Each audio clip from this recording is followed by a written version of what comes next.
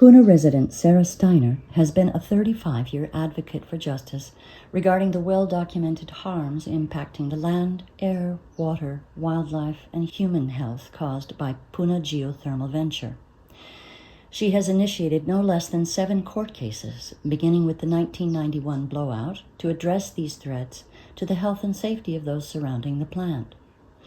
The Department of Land and Natural Resources, Planning Commission, Department of Health, and the state at large have all facilitated a free pass for the foreign company to gas the people, endanger the environment, and bypass environmental laws for decades.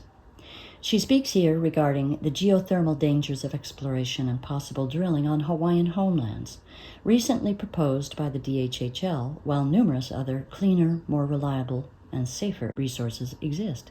She also addresses the DHHL's faulty justification of the plan as a way to secure an income stream for getting more than 26,000 Hawaiian beneficiaries back on their ancestral land as promised since 1921. Meanwhile, thousands have already died on that waiting list, explaining the interest some may have, without the information Steiner presents here in order to make an educated decision. The beneficiaries in attendance at the Hilo meeting, along with their supporters, well-educated environmentalists, Pune geothermal survivors, and concerned residents, were all in strong opposition to the proposal and were curious as to why the DHHL never mentioned the many known harms, illegalities, and dangers associated with geothermal expansion. However, as many beneficiaries on other islands are still considering it, Steiner and the videographer were moved to present this informational PowerPoint in hopes of providing that data they need in order to make a sound judgment and prevent further harm. Aloha. My name is Sara Steiner, and I'm a 41-year resident of Pune, which is Pahoa side of the big island of Hawaii. And I've lived most of that entire time within 1 to 2 miles of the Pune geothermal power plant. I want to talk about some of the negative impacts of geothermal. I recently attended a Department of Hawaiian Homeland's beneficiary presentation on, the wonderful benefits of geothermal and how it's going to benefit the beneficiaries of Hawaiian homelands who have been waiting for decades, thousands of them, and they're dying before they get land. But now the Hawaiian homelands, the state of Hawaii is interested in putting geothermal as, the new power source to replace oil and gas. And we'll notice that that's using the same equipment as oil and gas does, and it drills down into the earth and causes the same problems that the oil and gas companies cause, but we'll talk about that later. On May 27th, I was in Keaukaha. I brought some of my props with me. I was going to discuss various aspects of this, the briefing that they're giving to the residents, the beneficiaries. This is Ho'omaluo, and it's an energy policy that the Department of Hawaiian Homelands wants to foster and try and get all the beneficiaries to agree to this. And number 2 is, number 1 is protecting the Aina, of course. But number 2 is facilitating the use of renewable energy, diverse renewable energy. And they consider, for some reason, geothermal to be, this firm and reliable and always on energy. And so we'll talk about that right here. This is our Pune Geothermal Ventures output of electricity. We have a geothermal plant in Hawaii. It's been in Pahoa. It started in 1993, right around here. And you can see they had a 25 megawatt capacity plant, and it ramped up there fairly rapidly. There was an expansion a little bit later. They added another well, and they were supposed to be generating 30 megawatts. Then in 2014 or so, they supposedly were up to 38 megawatts as far as their capacity. But you can see this blue line is the actual power PGV has produced. over the years.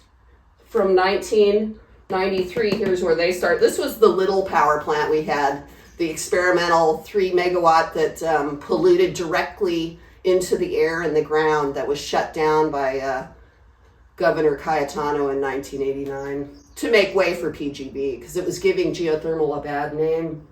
Anyway, this is not firm or reliable. We've got years, something happens, you got to fire up the oil and gas plants, and that's what Helco has had to do all these years, because there is no firm, reliable power.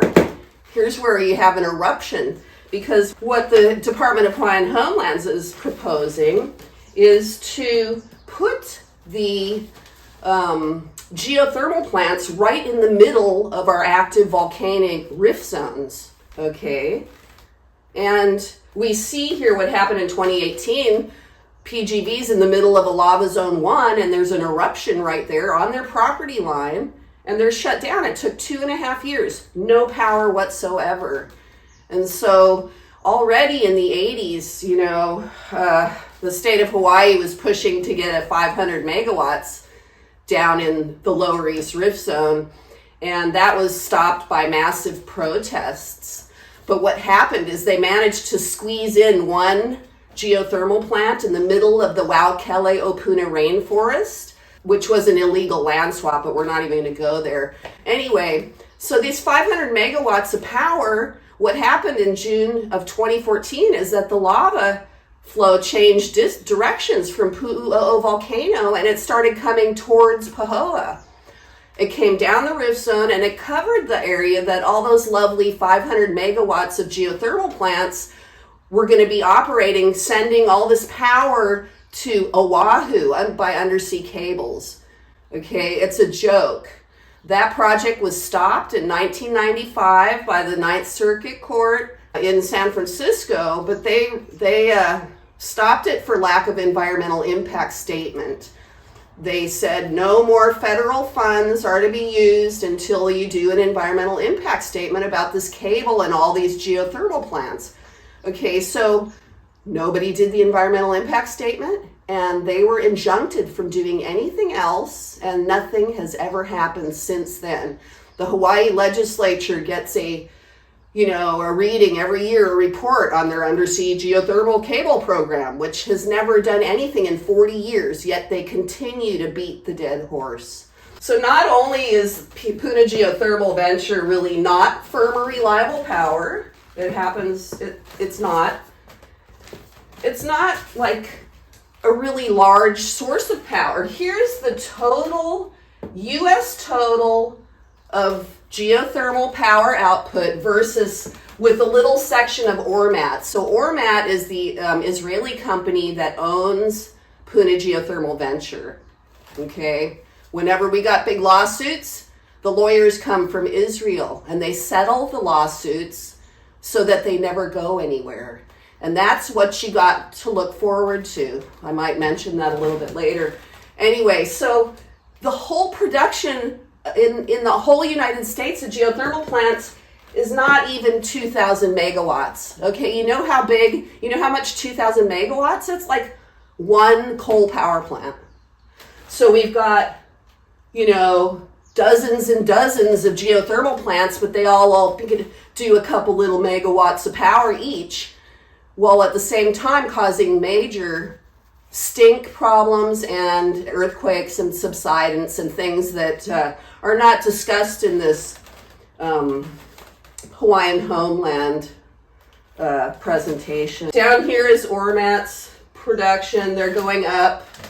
They're trying to get the monopoly. They have a big monopoly all over the world on geothermal power plants and equipment. And what they do is they build the plant, they sell you all the stuff. I mean, PGV in Pahoa gets all of their working fluids, their drilling fluids, their pentane, all of this stuff comes from 8,000 miles away. It's shipped over the oceans. I mean, that's not sustainable. And then it's trucked from Hilo to Pahoa, past a bunch of schools and everything. I mean, anyway, none of that's disclosed. Slide 21 of the Department of Hawaiian Homeland's informational brochure, talks about the things that are necessary for a geothermal plant to be functional. Okay, you have to have water, meteoric water that's running under the ground. You have to have a heat source that heats the water. And then there's this little detail that they put in here. You have to have a hot spring or steam vents. Okay, so let's look here. My colleague Larry Wood, who has helped me do most of these graphs, he's a geologist, geophysicist, MIT graduate. He researched all the geothermal plants in the entire world. He found about 501 or 2 of them that are, over a couple of megawatts. There's a bunch of tiny little teeny geothermal plants, 1 megawatt personal geothermal plants. He did not research where those are located. Of the world's major geothermal plants, 501 of them, probably about 450 of them are within 5 miles of a hot spring. Then you've got the rest of this percentage are within 10 miles of a hot spring. So every geothermal plant in the entire world is located within 10 miles of a hot spring. Here he found a couple that are around 16 miles away. He found one at 21 miles away, and he found one at 51. And I think after we printed this, he found one geothermal plant that's 60 miles away from a visible hot spring. Here is the Big Island. Prior to 2018, we had 3 hot springs, and they were all located here at the tip of the Big Island. We had a Kapoho hot springs, Champagne Ponds. It was nice and warm. People would go down there and swim. We had Ahala Nui hot springs, which was a lovely kind of, man-made thing that enclosed the hot springs that were coming down from the volcano area coming down this way. So we have the one hot spring left. It's at Pohoiki boat ramp. There's the water's warm there, still at Pohoiki, since the lava flow. PGV is located within that 5-mile radius. Okay, for the last 40 years, the state of Hawaii, their biggest, the biggest pusher has been the University of Hawaii Geothermal Program and the State of Hawaii Energy Office. They've drilled all over these rift zones. They've drilled all up here. They've drilled a Hualalai. They haven't found anything, okay? Look it up on the University of Hawaii Geothermal Resource website. They call it play fairway. They don't play fair, but they went into Maui and they drilled all over Haleakala too. And they're just, the resource, it's so hot there. It's perfect. We can do geothermal.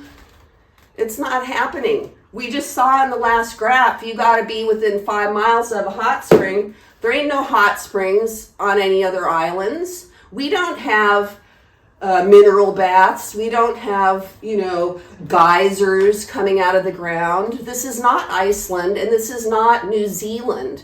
And that's unfortunately what the Hawaiian Homelands is using New Zealand as a comparative. If you go to New Zealand and study, and I know at the Keaukaha meeting, a beneficiary testified, they went to New Zealand and they interviewed the people that live there, and they stop, the hot springs go cold, if there's a geysers all over the world. If you put a geothermal plant in, your geysers stop, your hot springs get fouled, and a lot of places in the old days, they weren't even re-injecting. So you go to the Salton Sea, just Google Salton Sea in California. It was a big resort, saltwater, relaxing mineral baths or whatever. And they put some geothermal plants in there. And now nothing grows there. Nothing lives there. It's all polluted.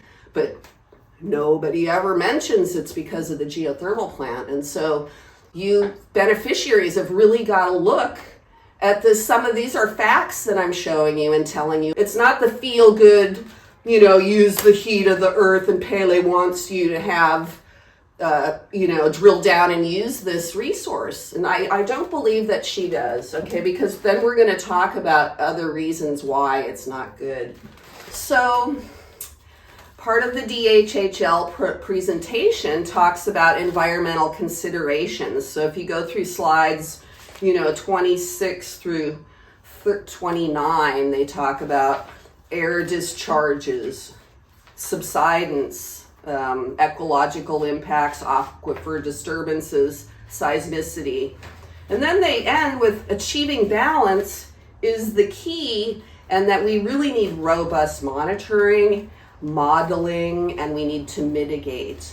So let's just see how that's working out in Puna for us. The Department of Hawaiian Homelands states that achieving balance is the key. Balance of harmful effects versus the balance of cheap power, I guess? Free power? I'm not sure. It's not cheap or free. We'll talk about that later. But they admit we need to model, we need to monitor, and we need to mitigate these damages. So far that hasn't worked for us. If you put in Puna Geothermal Venture, you'll find at least 36 lawsuits in 36 years. And so that's proof, that's irrefutable facts that our state of Hawaii is not properly monitoring, modeling, or mitigating any of these geothermal harms. Many of those lawsuits were over air quality, especially in the beginning. The state didn't even have any rules to monitor geothermal plants for air monitoring. They decided that they could gas us with the 25 parts per billion, which is the olfactory, like we smell rotten eggs at 5 parts per billion. So PGV is allowed 5 times that, which has chronic health effects. I could talk about that in another thing. We've got some studies. Anyways, the state of Hawaii, this is their answer to air monitoring the hydrogen sulfide at Puna Geothermal Venture. Here's your production well, which was KS14. This is old because after the eruption we have new wells, which aren't in this graph. KS14, it emits hydrogen sulfide. The whole plant is right here. It's underneath this elevation map. So the gas leaks out, and instead of source monitoring, which is you monitor the pipes at the source and you monitor all the flanges and all the millions of connections, when you leak hydrogen sulfide, that's a deadly gas. It's like hydrogen cyanide that Hitler used in the gas chambers to kill people. Couple breaths, you're dead. Research it. Google the effects of hydrogen sulfide. And you want to live in that? You want the Hawaiian beneficiaries to be breathing that? In 1991, there was a blowout at PGV, and that hydrogen sulfide traveled in a straight plume for 10 miles down to the coast. People were sick down in Seaview and in Opihikau and Kahena. But there's never been any source modeling or monitoring, so there's never been any proof that we've been harmed. And this has gone on since 1993. Anyway, here's the state's current modeling air monitor stations. We have one up here, you got one over here, and you got one over here in the new lava. So just to take, for example, this one. So we're going up. This is elevation. Now, hydrogen sulfide is a denser than air gas. It travels down in pockets, and it flows downwind and downhill. State of Hawaii allows monitoring stations to be located up north, northeast, and northwest of the plant, up over 650 feet of lava, and then we go down into the lava channel, and they're expecting the hydrogen sulfide to climb this hill, go down in the channel, come back here and register up here. So we're going uphill, down in the channel, up here, registering right here. Hello, the wind does not blow that way. The wind comes this way most of the time. The wind is blowing this way, and it's blowing this way. So it is never going to blow. It doesn't blow that way. It's not going there. It doesn't blow that way. It blows this way, and it blows this way. It's blowing towards the plant. They put these seismometers here. If we got a Kona winds, it blows towards the plant. It doesn't register. They're put in place to not register. And the beneficiaries, you guys got to be on this. I mean, we're trying. We've been trying since 2015 to have a contested case hearing on PG&E's air pollution permit. It's not strict enough. During Iselle, that hurricane in 2014, it went offline. PG&E gassed over 100 people before they could get it under control. Their emergency response relief valve blew out because they didn't shut the plant down when the hurricane came. They were going to keep providing power over to the Kona side, Helco said, because the hurricane's over on the Puna side. We need power still. Those lawsuits, were settled before they became class action. They flew right out from Israel and paid the attorney off, and he advised the couple of plaintiffs who had started to just settle. Everything, we all got thrown under the bus on that one. Anyway, we still, last year we went to Pahoa and we all testified. We need a contested case hearing on the air pollution permit. PG&E's air pollution permit expires next year. We're waiting. We've been waiting since 2015. The other problem with geothermal is we have subsidence. Subsidence is where the land sinks. There's this land stays the same, this land stays the same, but the land in the middle sinks. So the University of Hawaii, now nobody knew this, and I didn't find out this until after the 2018 lava flow. And the way I found it out is I was just researching reports on, Puna Geothermal Venture and the volcano and the eruption, the 2018 eruption. Well, we found this really interesting report, and it wasn't filed by the University of Hawaii Geothermal Program. It was authored by some foreign scientists, and they gave a report, a Geothermal Resource Council report, like over in Europe or something. It was not released. This information was not provided to people while it was happening. So the University of Hawaii, we found this graph of the subsidence at the Puna Geothermal Venture plant. And what this is like a Grand Canyon of subsidence. This point right here that reached the lowest in 2017, that was the last time they measured before the lava flow, is directly related to the production well field of Puna Geothermal Venture. So there's, they cite these benchmarks across this line, and then they see how it's subsiding. And so that's from injecting fluids. That's circulating fluids, bringing it up, really hot stuff, and then you putting in much colder stuff into the hot rocks. It causes earthquakes, it collapses the ground.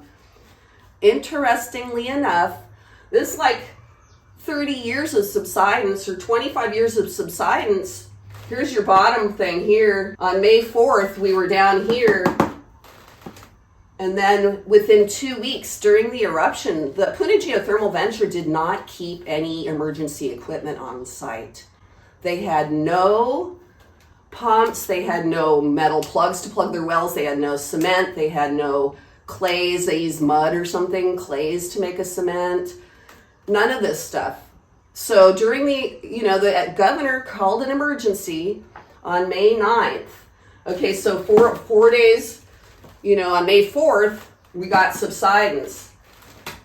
By May 14th, so on May 9th, the governor called an emergency. By May 9th, PG&E started putting water in that well where they usually get water out of.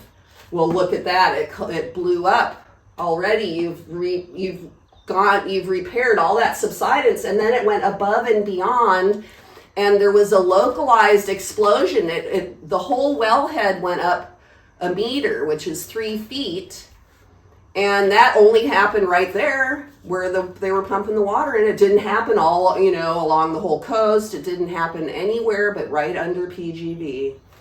Okay, and I have other proof of that, facts, because the University of Hawaii, Professor Paul Okubo, he co-authored a study of the USGS, which is the Volcano Observatory. They keep records of all the earthquakes. They're supposed to be monitoring earthquakes on the island and reporting them in real time on their website. So somehow after the eruption, Professor Okubo with some other professors decided, well, there's not that many seismometers out near at the end of the rift zone, and I don't know, the location of those earthquakes is going to be suspect because you don't have, you should have a whole array of seismometers around the geothermal plant if you want to see where the earthquakes are. This USGS has, one 3 miles away in Leilani, and then you go down here a couple miles and they had another one. It was not coverage anyway, but they should have beefed up the coverage, because what was found is that when they relocated those earthquakes, this is the earthquake cluster right here that caused that explosion on the chart I just showed you. This was over a 2-week period while PGV was pumping water into their wells. So that's proof. Nobody's ever investigated that at all. The USGS scientists write reports like humans have not influenced the volcano, and the University of Hawaii writes, tangled tales of the eruption as shown through their geochemical monitoring, which I could talk about some other time, but not today. So we have all those earthquakes. And here is the problem. The USGS Hawaii Volcano Observatory has a lot of these little black triangles are seismometers. Okay, this is my proof. This is facts that they are enabling the geothermal plant to go unmonitored. We got a big dense arrays up here at the volcano. They can get everything down to half a magnitude of earthquake, and really small little earthquakes. Out here, you get a line. You can't triangulate around anything with this line of earthquakes. But what happened, since 2018, we lost ERZ3 and ERZ4. It used to be a seismometer out in Kapoho. PO7 was a seismometer in Nanavali. 2816 was a high motion seismometer located at the old fire station in Pahoa. All of those stopped functioning after 2018, supposedly, and there has been no data associated with them. USGS, if you go to their website, they still tell you they got ERZ3, they got PO7, and now they got CLUDE here, which always worked. CLUDE has not worked now since 2023. For 2 years I've been checking it, nothing. So this was their triangulation around PGV, which never showed anything smaller than a magnitude 2.0 anyway.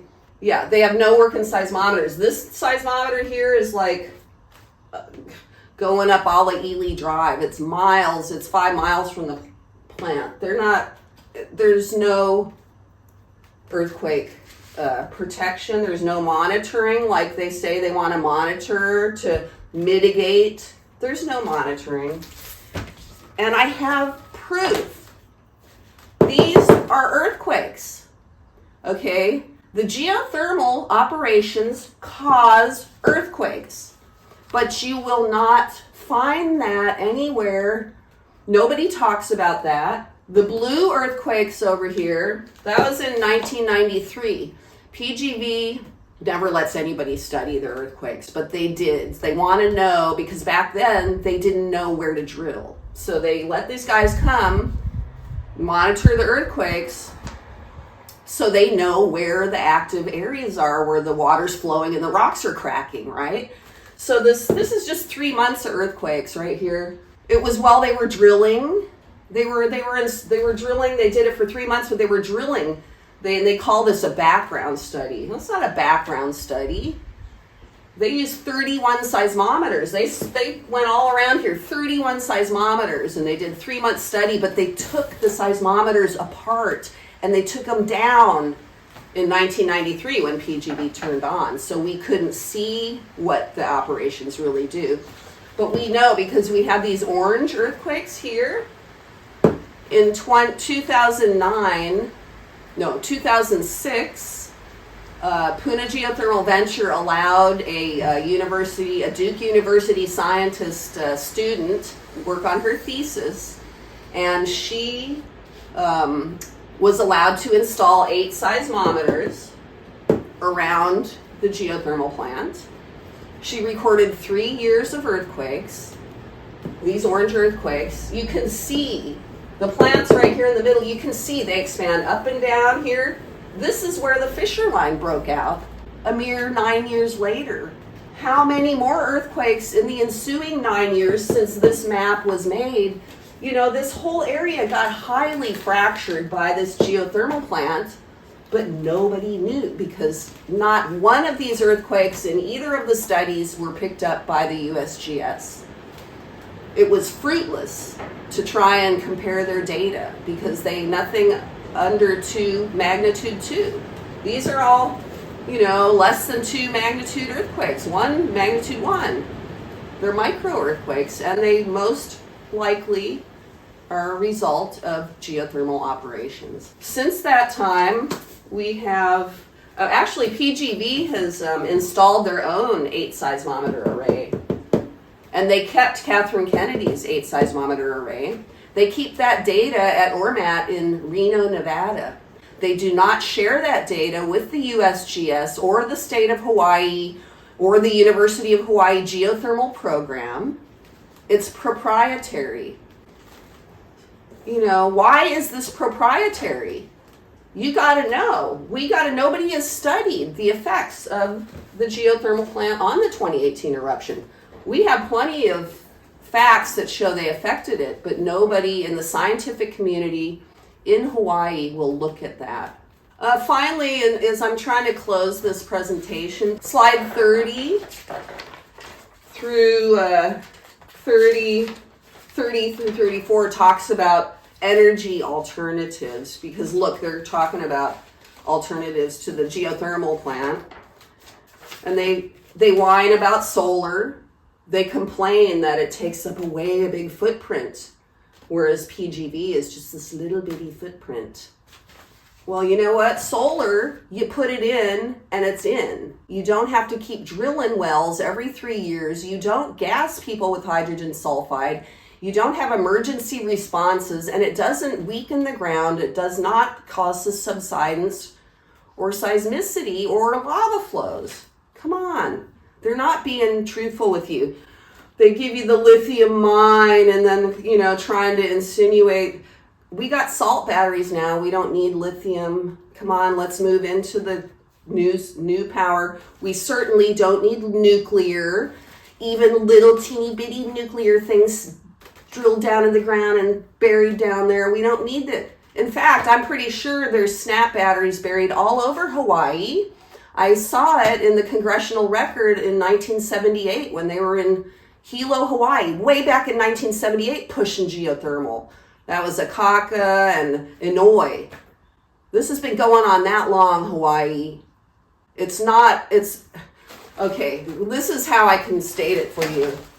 Here's the world renewable energy generating in megawatt equivalent, and we're going to talk from 1990 projected through, he says 2028. We'll notice in the 1990s, we already had hydropower, and water power has been the total renewable, constantly developing, ever increasing method of renewable power. Okay. But starting in 2005, we got wind. The wind really kind of picked up, and we got more and more wind, and wind is approaching. It's growing. Wind is growing. And then in 2010 or so, we had solar started to come. And look, solar has grown. It grows, it grows, it grows. It's overtaking. It already overtook wind, and it's going to overtake, hydrothermal in just a couple of years. Okay, those are renewable resources. They don't cause earthquakes, they don't gas people, and they do not make the ground subside. Well, maybe the water, if it's a dam, okay? If it's a dam, the water is going to be heavy and you might have subsidence. Well, let's look at geothermal. Oh, here we are. We're down here. 3%. We got 3% back in 1990. Our geothermal was operating.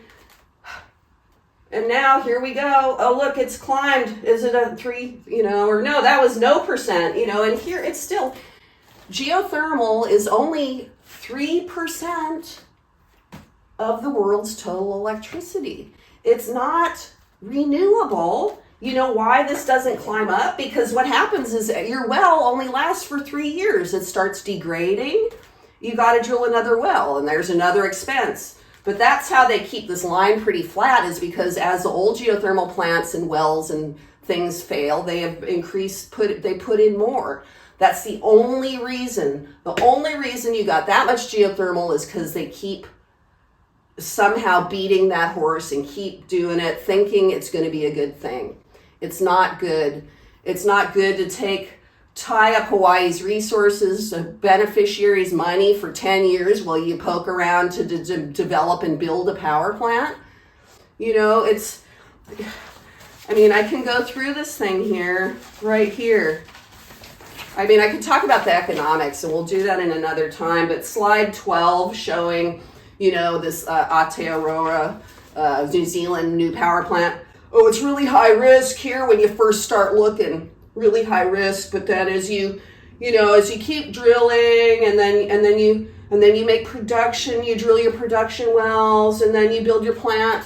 So for 9 years, you're spending all this money, you have all this risk, and then it's saying you have no risk after you build your power plant. And it shows your costs go from nothing to way up here and then they end. They say after 9 years, you have no more costs, and all you're doing is operation and maintenance. That is a complete lie. If you go to just Google ORMAT, if you go to a legal research engine and Google ORMAT Industries, they have so many stockholder security and exchange commission lawsuits.